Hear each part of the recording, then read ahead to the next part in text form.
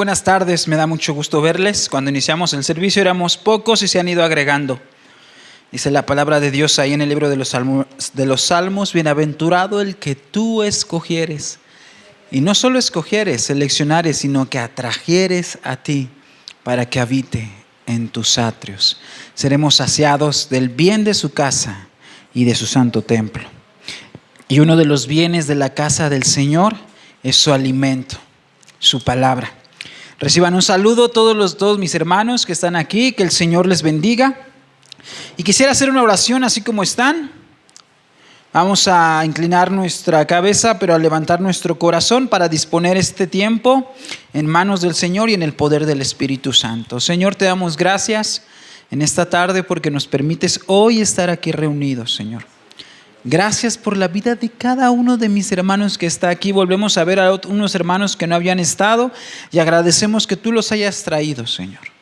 Gracias porque como siempre repetimos, tú has guardado cada paso, cada metro, cada kilómetro recorrido durante esta semana para sus vidas. Tú has llenado sus bolsillos cada peso, cada alimento en la despensa. Tú lo has suplido, Señor. Pero sobre todo en el camino hacia el cielo, cada gracia tú la has completado en nuestras vidas, Señor. Te ruego en esta mañana que de tu presencia no salgamos, Señor, y que te manifiestes poderosamente en la vida de cada uno de mis hermanos. Que ayúdame para que diligentemente tu palabra sea colocada en sus oídos, en su mente, pero ayúdame, auxíliame y socorre, Señor, para que tu palabra descienda a los corazones y a los miembros, a sus manos, a sus pies de cada uno de los que estamos aquí, para atender solícitamente a lo que el mensaje de tu palabra refiere, Señor. Gracias, Señor, gracias por este privilegio de poder compartir tu palabra. Perdona y subsana cada una de mis faltas, Padre, de mis deficiencias a la hora de hablar, de explicar tu santísima y tu palabra tan hermosa, Señor.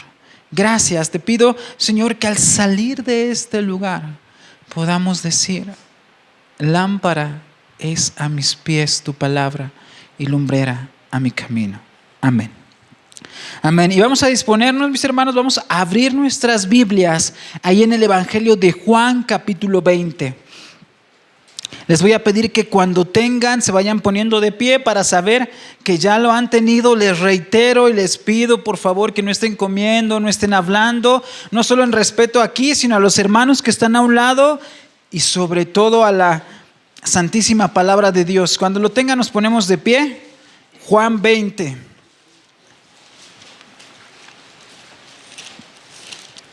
Juan capítulo 20.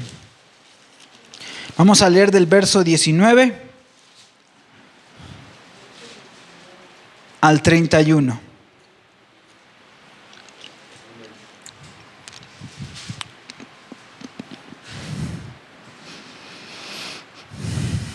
Y vamos a leer alternado, primero las mujeres, 19, el 20 los hombres, y así sucesivamente hasta unirnos en el 31.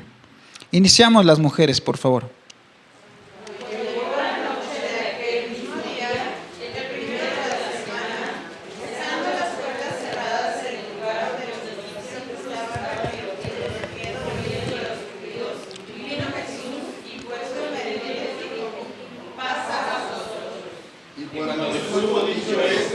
Les mostró las manos y el costado, y los discípulos se regocijaron viendo al Señor. Entonces Jesús: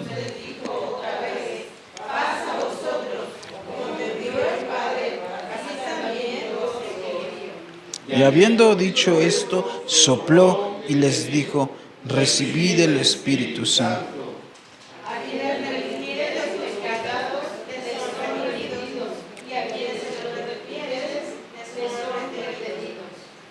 Pero Tomás, uno de los 12, llamado Dídimo, no estaba con ellos cuando Jesús vino.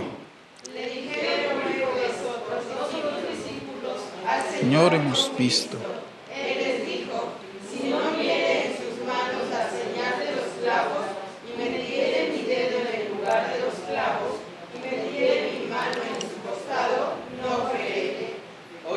días después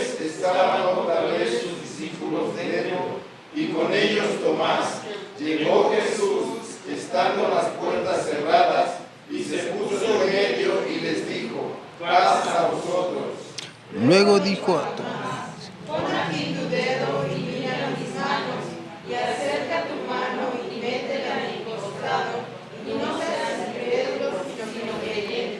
entonces Tomás respondió y le dijo: Señor mío y Dios mío.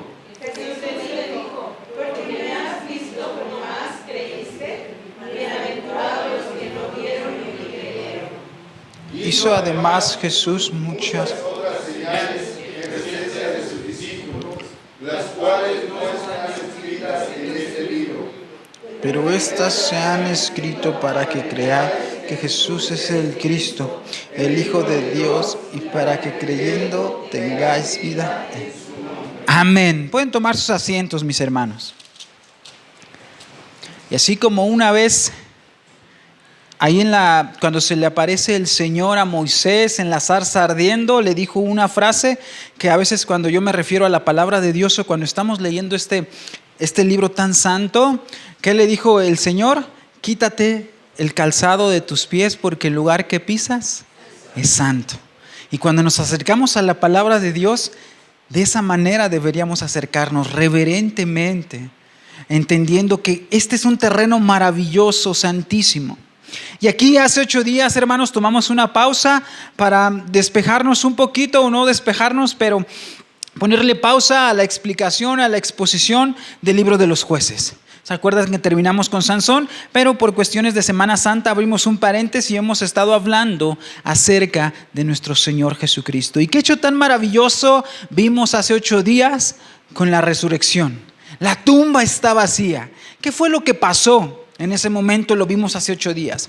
Pero no solamente es el evento concluyente, sino que en realidad es el evento más grande para nosotros como cristianos. Vimos hace 8 días que la resurrección de Cristo es lo que nos da fe, es lo que hace que el cristianismo sea real y sea verdadero. Las tumbas de muchos aquellos que se dijeron profetas, que se dijeron dioses, bueno, que casi nadie se nombró Dios excepto a Jesucristo, pero Mahoma, Buda, cualquiera de esas puede ver sus lápidas y sus tumbas, pero la tumba de Cristo está vacía. Y continuamos aquí con algo maravilloso en los evangelios. Dijimos también que los 4 evangelios muestran algo. Cada uno de ellos nos cuenta historias diferentes, ¿no? O escoge, selecciona escenas diferentes, no porque estén en contradicción, sino porque van completando el cuadro completo de lo que Jesús quería que nosotros supiéramos. Pero en sí ellos están de acuerdo en algo, y los 4 evangelios nos narran ese acontecimiento tan maravilloso que fue la resurrección. ¿Por qué es tan maravilloso? Porque las promesas anunciadas hace miles de años atrás, ¿cuál es la promesa más antigua que ustedes conocen acerca de la salvación en el Señor Jesús? ¿En qué libro se encuentra? ¿En cuál libro creen que se encuentre? Génesis, en el primer libro de la Biblia, en el capítulo 3, cuando el Señor promete que la serpiente va a ser aplastada por la simiente, es decir, por la descendencia de una mujer.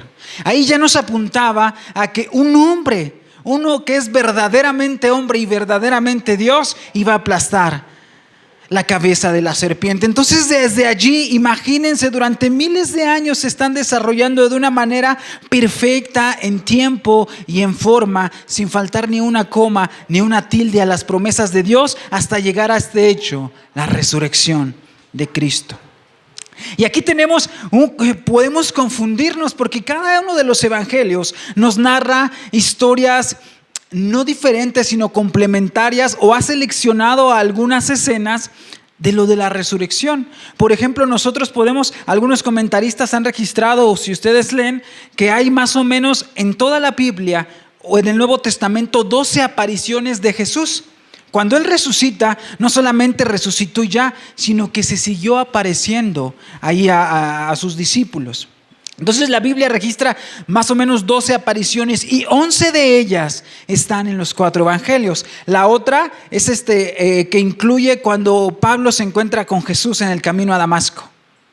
Esa es otra. Pero la gran mayoría de las apariciones después de resucitado el Señor se encuentran en los evangelios.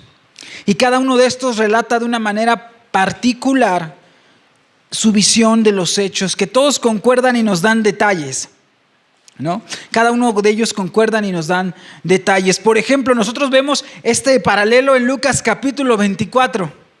Y allí dice que algunos discípulos no creyeron. Lucas no nos dice qué discípulo no creyó.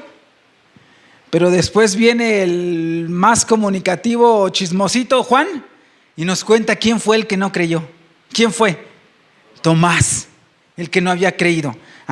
Entonces así se van complementando, no es que sean historias contradictorias, pero los 4 evangelios nos narran puntos básicos y centrales después de la muerte de Jesucristo. Los 4 evangelios nos narran que la tumba estaba vacía, que Jesús resucitó en cuerpo, que se les apareció primero solo a los discípulos. También nos dicen que algunos tuvieron dudas y también nos dice que al final todos fueron convencidos. Estos son los puntos en que convergen y están de acuerdo a pesar de las diferentes historias que cuentan. ¿Cuáles son los encuentros del Señor Jesús después de la resurrección? Ahí se le aparece a María Magdalena, también se le aparece a las otras mujeres, a los discípulos en el camino de Emaús, luego a Simón Pedro, a los 10 discípulos sin estar Tomás, ahorita lo vamos a ver. Después, al domingo siguiente, se le aparece a los 11 discípulos, que ya está presente ahí Tomás. Después a los 7 discípulos y en la pesca milagrosa. A 500 personas en un monte.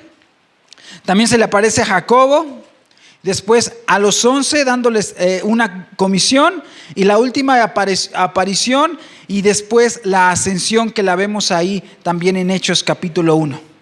Son 11 apariciones y después la de Pablo, las que el Señor registra. Y esto es maravilloso, porque ¿qué quiere decir? Que cuando el Señor murió y resucitó, no solamente nos abandonó, no solamente nos dejó o dejó huérfanos a los discípulos, sino se preocupó después para seguirles dando instrucciones, para que su fe se fortaleciera y para que ellos supieran que lo que Él había predicho y todos los antiguos habían predicho también se había cumplido.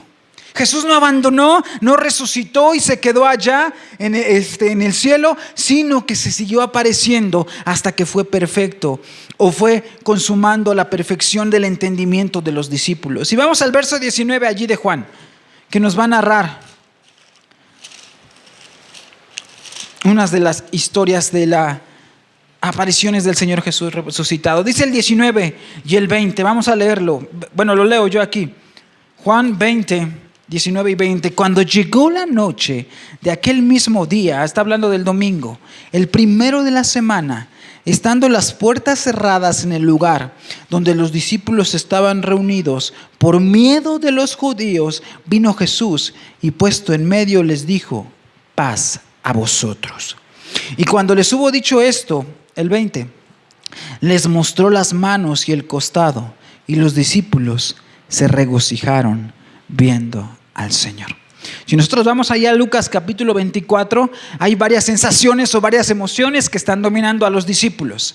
Ellos están sobrecogidos, están extrañados de lo que le pasó a su maestro, y aparte no solo de eso, sino dice la Escritura que ellos están ahí temerosos, que ellos están porque tienen miedo. ¿De qué tienen miedo? Pues ya no está nuestro maestro, estamos a merced de los que lo querían matar, de sus enemigos, por medio de los judíos, dice la palabra de Dios. Pero aquí vemos algo, mis hermanos. Vemos que dice ahí el versículo 19, que cuando estaban reunidos los discípulos, estando las puertas cerradas en el lugar donde los discípulos estaban reunidos, por miedo de los judíos, vino Jesús y puesto en medio les dijo. ¿Cómo fue esto? No lo sé, no lo entiendo. Porque algo es enfático la palabra de Dios, es decir que las puertas estaban cerradas. Y si tú te estás escondiendo de alguien, no creo que hayas dejado la puerta emparejada. Seguro tenían llave esas puertas. Y de repente, no explica la palabra de Dios cómo, Jesús aparece en medio de ellos. Aparece allí. Y como dice ahí en primera carta a los Corintios, capítulo 15, si me ayudan en la computadora, capítulo 15. Primera carta a los Corintios 15. Jesús, después de resucitado, mis hermanos, sufre algo en su cuerpo, una transformación. Y dice así, 1 Corintios 15, 51. Ahí dice, 15, 51. He aquí os digo un misterio. No todos dormiremos, pero todos seremos transformados. El 52, por favor. En un momento, en un abrir y cerrar de ojos a la final trompeta, porque se tocará la trompeta y los muertos serán resucitados, incorruptibles, y nosotros seremos transformados. El 53. Porque es necesario que esto corruptible se vista de incorrupción y esto mortal se vista de inmortalidad.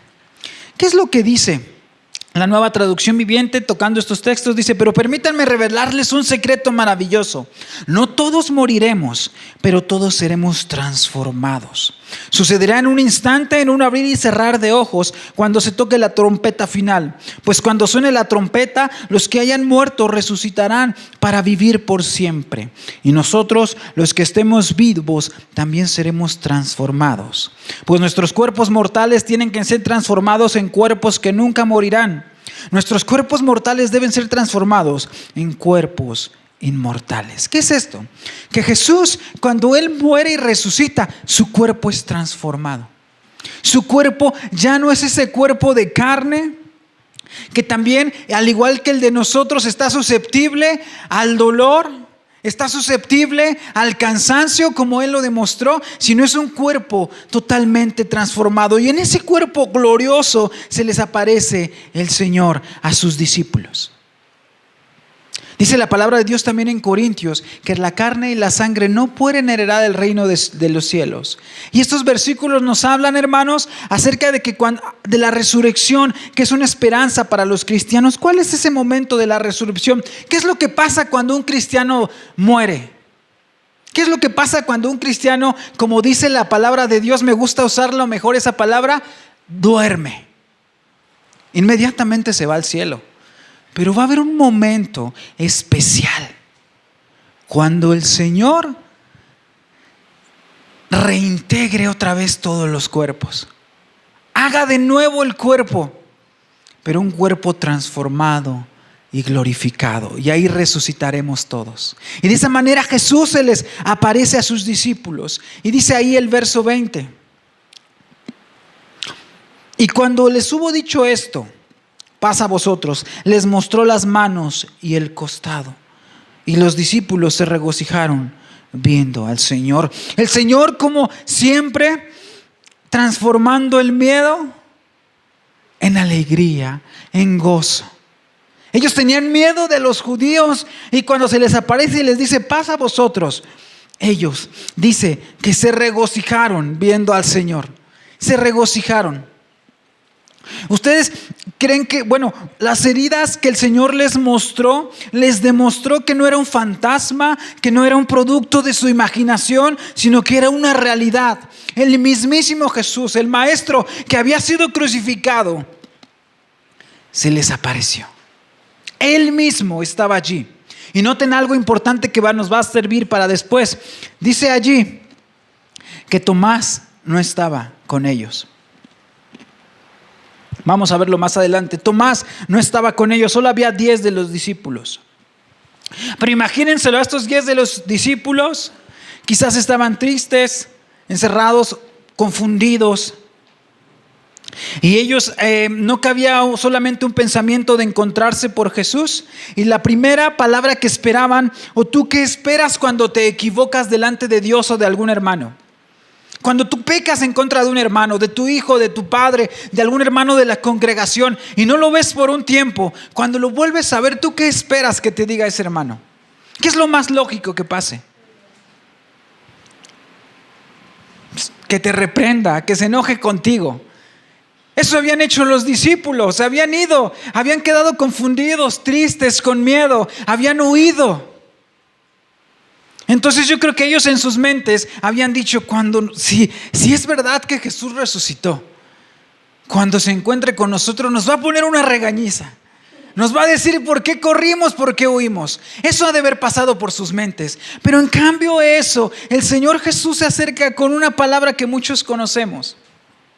No les hizo un regaño por dudar, por alejarse, por atemorizarse, por esconderse, sino en cambio recibieron una palabra que confortó y que alegró sus almas. Una declaración que vamos a ver en este versículo, la dice 2 veces en 4 versículos. Les dijo Shalom,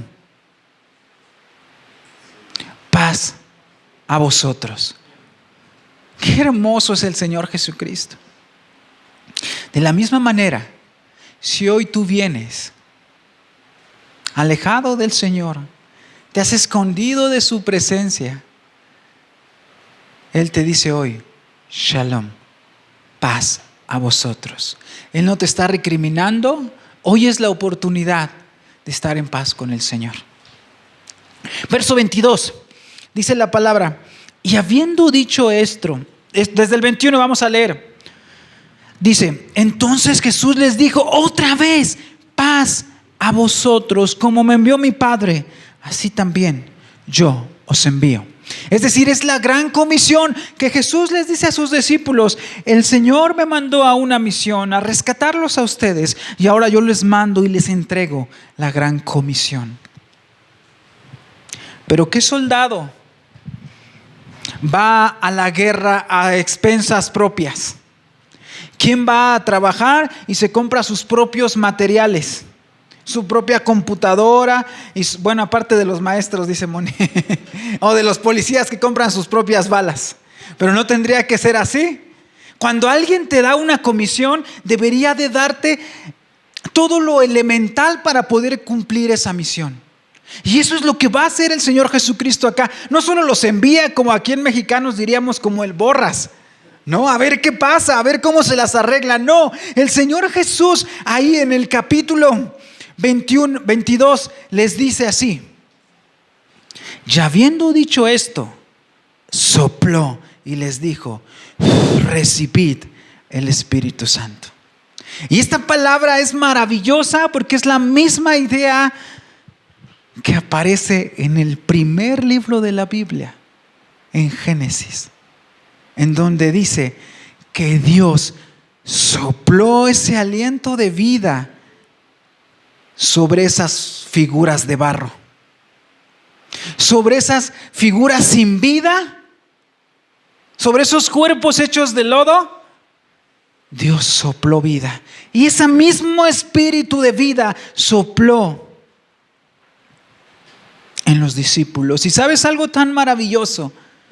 Que ese mismo espíritu de vida que sopló en el Génesis, lo sopló a sus discípulos y lo recibiste tú cuando aceptaste al Señor Jesucristo.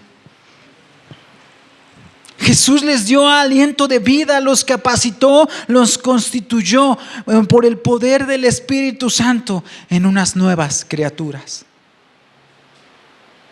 De ahí en adelante los discípulos van a actuar sin miedo, van a actuar valerosamente y van a entregar sus vidas por Jesucristo. Y eso es lo que espera de nosotros. Cristo no es un agregado a nuestra vida. Cristo no es un programa que cumplimos semanalmente viniendo a la iglesia o leyendo un día a la semana. Cristo no es un agregado a nuestra vida, no es una extensión, no solamente es una religión. Cristo es tu vida misma. Y por el poder nos ha hecho criaturas nuevas. Las cosas viejas pasaron, he aquí todas son hechas nuevas. Eso fue lo que hizo Jesús en sus discípulos.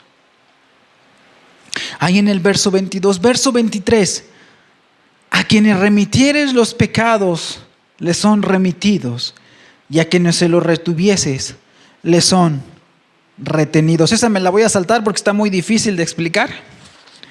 No es cierto, no me lo voy a saltar ese texto.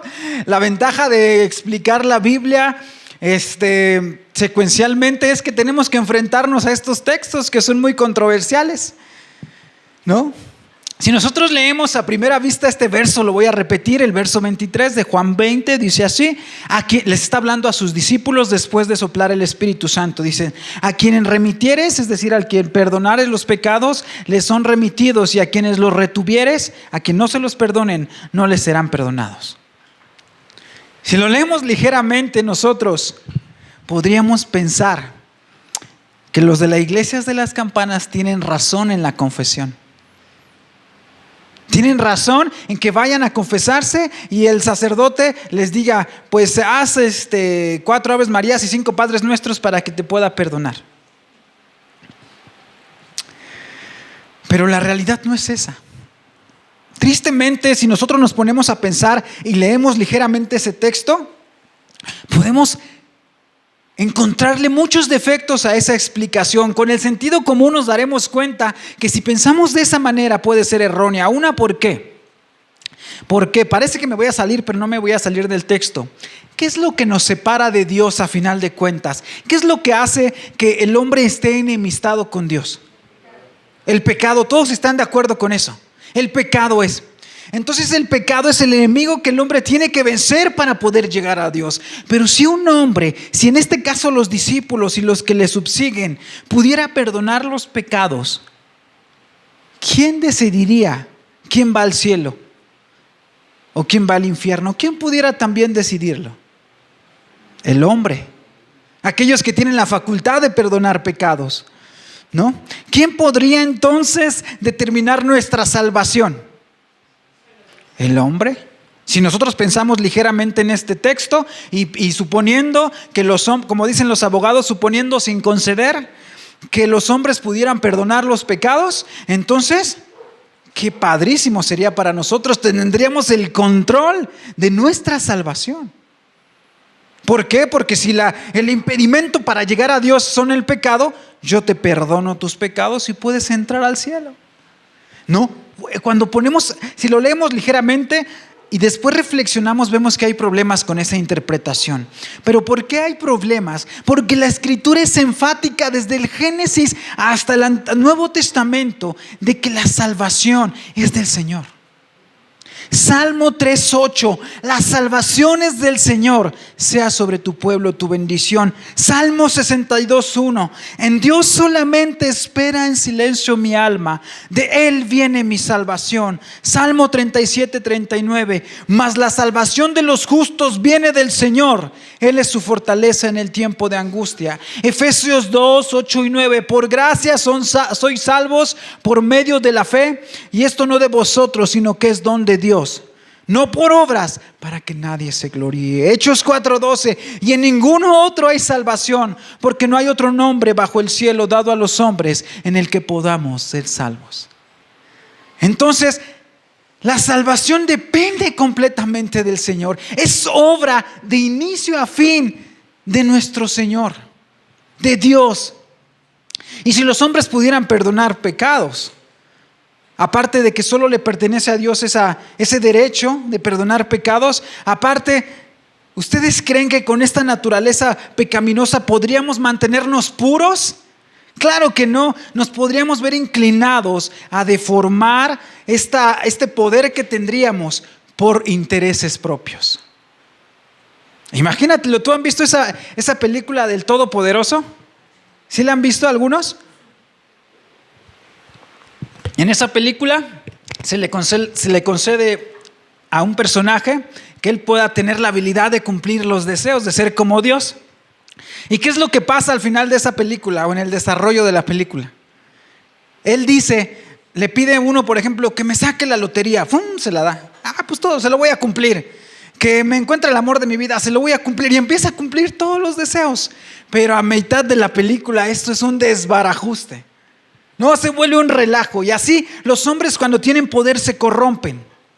Y eso no solamente es por el sentido común o por saber que nuestra naturaleza es pecaminosa, sino porque la historia nos ha demostrado eso. Por ejemplo, hermanos, la gran ruptura de la reforma protestante ahí en el siglo XVI fue en gran parte por esto. ¿Por qué? porque estaban en medio de una reconstrucción de la Basílica de San Pedro ahí en Roma. No porque haya sido derrumbada, sino porque el tiempo la había ido dejando como en ruinas, cayendo un poco, y entonces estaban recaudando dinero, ¿no? Y entonces el Papa León X hace y dice, vamos a dar como comisiones para que puedan ir en la venta de indulgencias. ¿Qué son las indulgencias? Las indulgencias es que tú vas ante una persona autorizada por el Papa, eso sí, con su credencial. Llegas y él te dice, te vendo una indulgencia, deposita en esta caja y dependiendo del monto de tu ofrenda es los años que te vas a salvar del purgatorio. Y entonces ahí en Alemania hay uno comisionado que se llama John Tetzel. Búsquenlo, está en internet, muy fácil eso. En Alemania mandan a uno llamado Tetzel y él va allí y Lutero lucha contra él y le dice, es que no puede ser porque la salvación es por la fe. La salvación es por la fe, no es por cuánto dinero tú otorgues. Pero tanto corrompió el pecado y la ambición de saber que según ellos podían perdonar pecados, que Tetzel decía así. Esos son citas textuales. En el instante en que la moneda resuena en el fondo de la caja, el alma sale del purgatorio. Imagínense. Y tristemente hoy muchos cristianos en la iglesia de la prosperidad es lo mismo. Dicen, dependiendo del monto de la ofrenda, así va a ser tu milagro de ese mismo tamaño. Es una indulgencia la que están vendiendo. Pero fíjense, hay una cosa que dicen que yo hasta me quiero lavar la boca con jabón, de lo que decía Tetzel. Escúchenmelo, hasta me da como vergüenza leerlo, pero ustedes lo pueden encontrar en internet. Tetzel, aparte de decir eso, que cuando caía la moneda y resonara en el fondo de la caja, el alma salía del purgatorio, decía, no hay pecado, por grande que sea, que la indulgencia no pueda perdonar. Y aún, si alguno de ustedes hubiese violado a la Santísima Virgen María, Madre de Dios, que pague bien, y nada más que bien, y se le perdonará toda la violación. Ni aún el arrepentimiento es necesario, pero aún hay más. Las indulgencias no solo salvan a los vivos, sino también a los muertos. Sacerdote, noble, comerciante, mujer, mozo, escuchad a vuestros parientes y a vuestros difuntos que os gritan desde el fondo del abismo. Estamos sufriendo un horrible martirio. Una limosna nos librará de este tormento. Vosotros podéis y no queréis darla. ¡Qué extremo! La manipulación, la blasfemia, la indecencia con tal de conseguir dinero. Y esto es lo que pasaría si alguno de nosotros o si algún ser humano se puede atachar la facultad de perdonar pecados. Entonces estamos viendo que si interpretamos este texto del 23 como que los discípulos pueden perdonar pecados, estaríamos realmente en problemas. Estaríamos en dificultades porque no concuerda con todo. Otra de las reglas, mis hermanos, cuando nosotros interpretamos un texto, es que tenemos que ver el contexto. ¿No? Decía un hermano, dice un pastor, un texto sin contexto es un pretexto. Les voy a decir un ejemplo. Ustedes métanse al Facebook de hermanos cristianos y hermanas y están ahí levantando pesas en el gimnasio. Están ahí haciendo su dieta, están estudiando para pasar un examen y dicen, todo lo puedo en Cristo que me fortalece. Es un texto muy hermoso y muy bonito, pero si nosotros leemos el contexto, no tiene nada que ver con hacer una dieta o pasar un examen.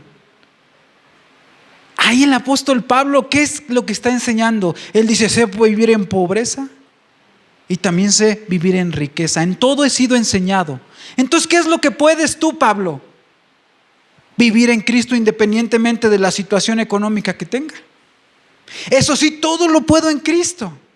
Y cuando nosotros, eso es lo que significa el texto. De la misma manera nosotros tenemos que irnos para interpretar Juan 20:23 con esa regla, que tenemos que ver el contexto inmediato, el que rodea el versículo, pero también el contexto general. y que incluye el total de la enseñanza de la Biblia. Nosotros ya vimos que el perdonar pecados solamente es facultad de Dios. Otra de las reglas de interpretación es que esos pasajes que se nos hacen dudosos o oscuros los podemos entender e interpretar a la luz de pasajes que nos den más luz. Y entendemos por completo y comprendemos que el derecho y la facultad para perdonar pecados solo le pertenece al Señor. Y no solo le pertenece al Señor, los judíos sabían que solo le pertenecía al Señor. Vamos a leer ahí Lucas capítulo 5 del 18 al 25. Lucas 5.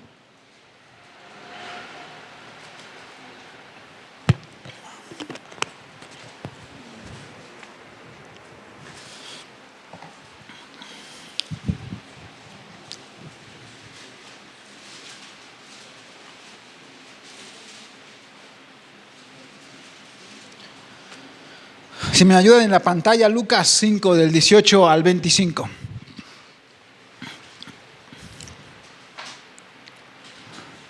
Y sucedió que, esto es todo, yo creo que muchos de ustedes o todos conocen esta historia. Y sucedió que unos hombres que traían en un lecho a un hombre que estaba paralítico, procuraban llevarle adentro de una casa y ponerle delante de él. El 19, pero no hallando cómo hacerlo a causa de la multitud, subieron encima de la casa y por el tejado le bajaron con el lecho, poniéndole en medio delante de Jesús. Al ver él la fe de ellos, les dijo: hombre, tus pecados te son perdonados. Fíjense lo que pensaban los judíos. Entonces los escribas y fariseos comenzaron a cavilar, es decir, a pensar diciendo: ¿quién es este que habla blasfemias? ¿Quién puede perdonar pecados sino solo Dios? El que sigue. Jesús entonces, fíjense la maravillosa, ellos ni siquiera dijeron las palabras, solamente lo pensaron. Y Jesús leyó sus mentes. Conociendo los pensamientos de ellos, respondiendo les dijo: ¿qué caviláis en vuestros corazones? ¿Qué es más fácil decir: tus pecados te son perdonados, o decir: levántate y anda? Pues para que sepáis que el Hijo del Hombre tiene potestad en la tierra para perdonar pecados, dijo al paralítico, a ti te digo: levántate, toma tu lecho y vete a tu casa. Al instante, levantándose en presencia de ellos y tomando el lecho en que estaba acostado, se fue a su casa glorificando a Dios. Qué milagro tan maravilloso. Pero ¿cómo Jesús no empieza por sanar a este hombre, sino por decirle: tus pecados te son perdonados? Y cuando él después lo levanta, es un choque en la cabeza de los fariseos y de los escribas, porque ellos no creían que Jesús había perdonado sus pecados. Cualquiera de nosotros puede decir: tus pecados te son perdonados, tus pecados te son perdonados. Pero cuando él hace que ese paralítico se levante, dijeron: entonces también perdonó sus pecados. Él tiene poder para ambos. Entonces sabemos, mis hermanos, que solo la facultad de perdonar los pecados le pertenece a Cristo. Entonces, ¿qué es lo que está diciendo aquí en el versículo 23? Nos está diciendo esto, mis hermanos. Pongamos atención. El Señor les está diciendo que cuando una persona reconoce y se arrepiente de sus pecados, si deposita su fe en Jesucristo, los discípulos, los apóstoles y nosotros podemos con seguridad decirle: el Señor te ha perdonado tus pecados. Eso es lo que les está diciendo. Si ustedes emiten un juicio a la persona que se arrepiente, ustedes pueden decirles con seguridad: tus pecados te han sido perdonados. O por el contrario, cuando una persona no conoce, no quiere y rechaza la fe en Jesús, los discípulos y cada uno de nosotros le podemos decir con seguridad y con verdad que él necesita arrepentirse para que sus pecados le sean perdonados. Eso es lo que quiere decir ese texto. Nosotros podemos emitir ese juicio y decir: si confías en Jesús, tus pecados te son perdonados. Pero si no confías, tus pecados no han sido perdonados. Eso es lo que les está diciendo a sus discípulos. Versículo 24 y 25. entramos a otra parte, pero Tomás, uno de los 12, llamado Dídimo, no estaba con ellos cuando Jesús vino. Es decir, 8 días antes no estaba Tomás con ellos. Él no vio los costados, no recibió la palabra de paz a vosotros, ni ahí en ese momento el Espíritu Santo. Verso 25. Le dijeron pues los otros discípulos: al Señor hemos visto. Tomás les dijo: si no viere en sus manos la señal de los clavos, y metiere mi dedo en el lugar de los clavos, y metiere mi mano en su costado, no creeré. ¿Los otros discípulos fueron más avisados que Tomás? ¿O fueron más buzos que Tomás? La realidad es que no es cierto. La realidad es que ellos sí tuvieron la oportunidad de ver al Jesús resucitado, de ver sus heridas y de recibir al Espíritu Santo. Tomás no había tenido esa oportunidad porque no estaba allí. Y Tomás, que significa gemelo en arameo, y Dídimo, que es gemelo también, pero en griego, no estaba con ellos cuando recibieron el poder y la renovación del Espíritu Santo. Por eso él seguía en incredulidad. Verso 26. 8 días después estaban otra vez sus discípulos dentro, y con ellos Tomás llegó. Llegó Jesús estando las puertas cerradas, y se puso en medio y les dijo: paz a vosotros. Shalom. Aquí tenemos la misma escena que hace 8 días. Los discípulos siguen encerrados, reunidos, y Jesús les llega de sorpresa y les vuelve a decir otra vez la palabra, el oráculo de bendición: Shalom, paz a vosotros. Y a veces nosotros, no digo que esté bien, pero juzgamos muy duramente a Tomás. Pero muchas veces de nosotros actuamos como Tomás. Hasta está el dicho: como Tomás, hasta no ver, no creer. Y Jesús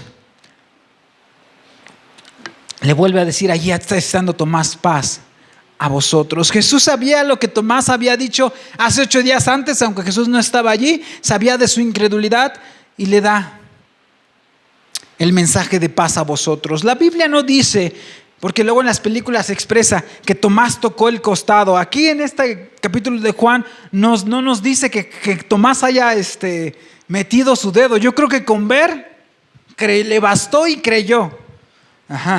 Con eso, la evidencia de la resurrección fue abrumadora para que Tomás cambiara su corazón. Dice el verso 27. Luego dijo a Tomás: pon aquí tu dedo y mira mis manos, y acerca tu mano y métela en mi costado, y no seas incrédulo, sino creyente. Y la respuesta de Tomás en el verso 28 es muy linda. Y dice: entonces Tomás respondió y le dijo al Señor: Señor mío y Dios mío. Tomás, ante la resurrección, fue evidente el cambio que hubo. De la incredulidad pasó a la credulidad. Y esas palabras que dice ahí, Señor y Dios, son las palabras que se usa una versión griega de la Biblia para designar a Yahweh. O sea, Tomás, que creyó que Jesús estaba resucitado y que Jesús era Dios, él reconoció la gloria divina. Verso 29. Jesús le dijo: porque me has visto, Tomás, creíste. Bienaventurados los que no vieron y creyeron. Y Jesús emite una declaración de bienaventuranza, como aquellas que hizo en el Sermón del Monte. ¿Se acuerdan? En Mateo capítulo 5. Bienaventurados los pobres en espíritu, bienaventurados los que lloran, los mansos, los que tienen hambre, los misericordiosos. Bienaventurados los pacificadores, los limpios de corazón, los que padecen persecución, los que por mi causa son perseguidos.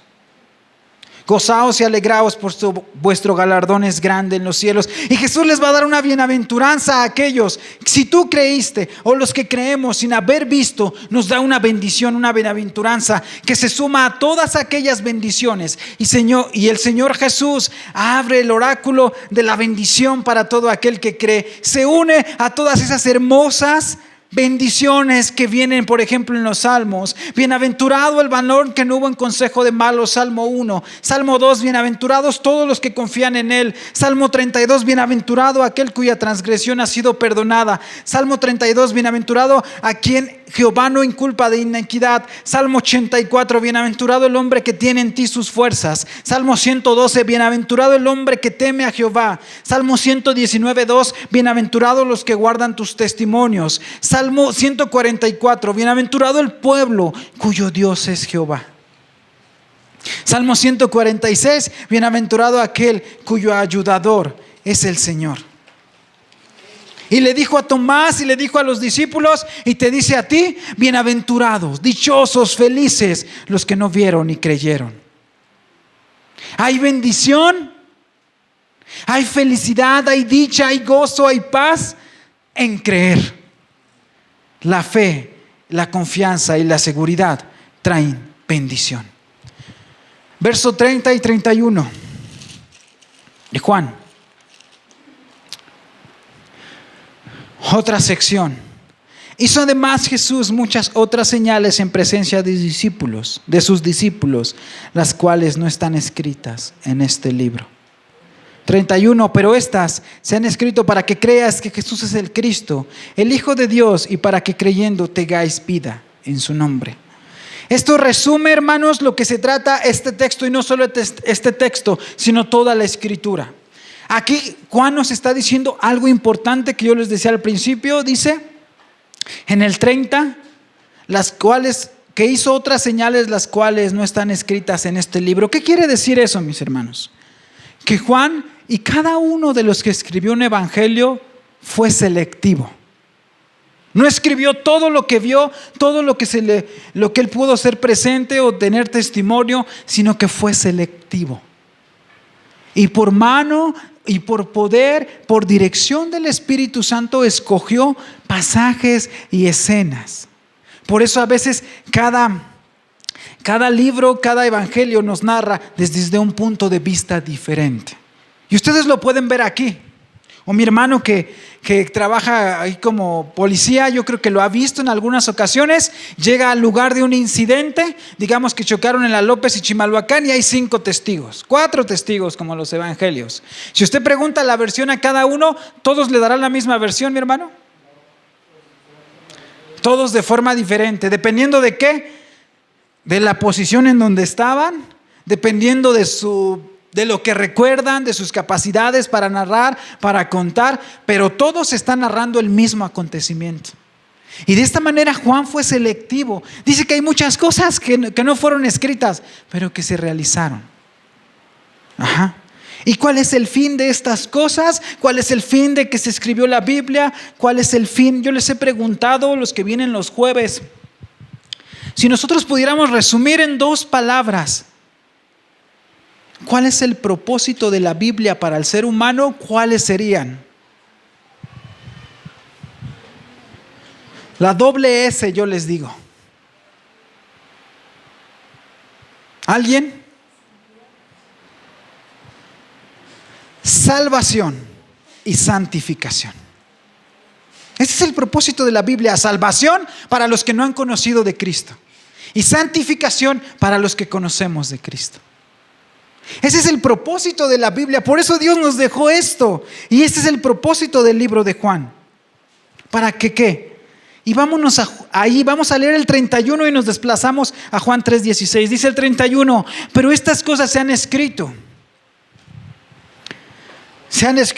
para que creáis que Jesús es el Cristo, es decir, el enviado, el ungido, el Mesías, el Hijo de Dios, y para que creyendo tengáis vida en su nombre. Y aparecen 2 palabras claves aquí: salvación y creer.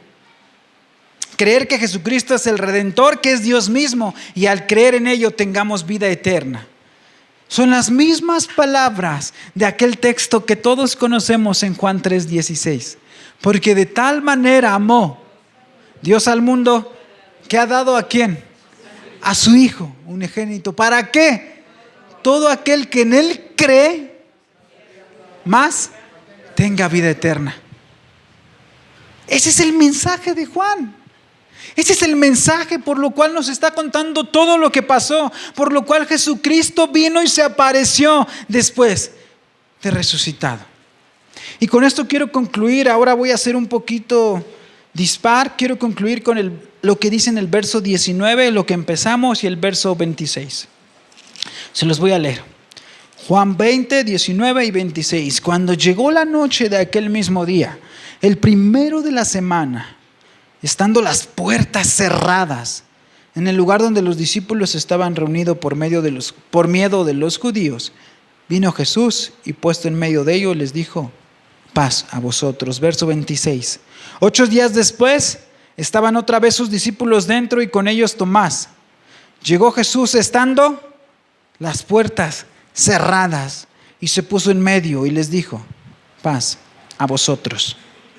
Algo que yo les he recalcado en estas semanas, mis hermanos, es que la Biblia tiene una economía y una economía del lenguaje, y tiene una precisión milimétrica para usar cada una de las palabras que están allí escritas.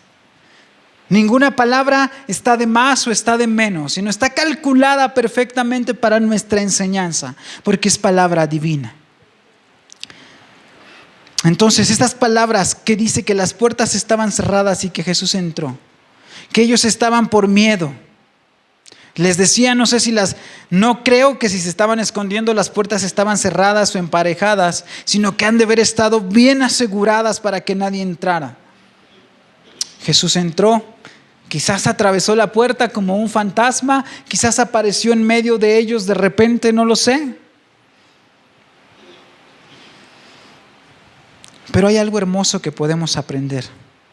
En medio de ese temor que estaban escondidos sus discípulos, de ese miedo, llegó un consuelo.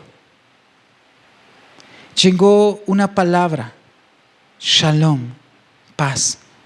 Cuando las reuniones de nosotros se celebran en privado, aquí que estamos en la reunión de oración y la puerta está cerrada, ninguna está totalmente cerrada para la presencia de Cristo.